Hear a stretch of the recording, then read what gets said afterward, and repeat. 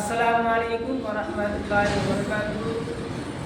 আজকে আমরা সেই বক্তব্যে বাচ্চাদেরকে ইসলামের বিষয়ে কিছু নলেজ দিব। যে বলেন তো ইসলামের বুনিয়াদ কয়টা? ইসলামের বুনিয়াদ কয়টা? পাঁচটা। এক নম্বর কি? এক নম্বর কলেমা। এক নম্বর কলেমা।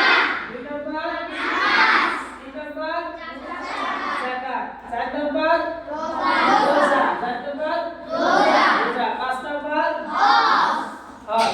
তো ইসলামের বুনিয়াদ পাঁচটা।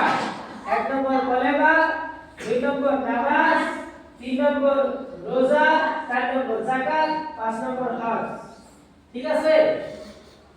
তো ভাই এরকম আরো বহুত মানুষ আছে যারা নাকি ইসলামের এই বুনিয়াদ কয়টা পাঁচটা তাও বলতে পারে না।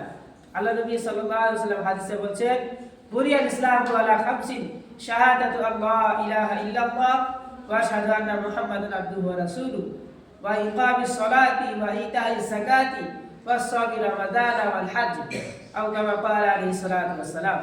যে আল্লাহ নবী বলেন ইসলামের বুনিয়াদ পাঁচটা: কলেমা, নামাজ, রোজা, যাকাত, হজ।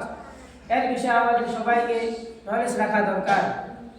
তো আমাদের যেগুলো বক্তব্যের সন্তান আছে, হ্যাঁ, এরকম আরো বহু গ্রামে বহু জায়গায় এরকম আছে যারা আমরা বলতে পারি না।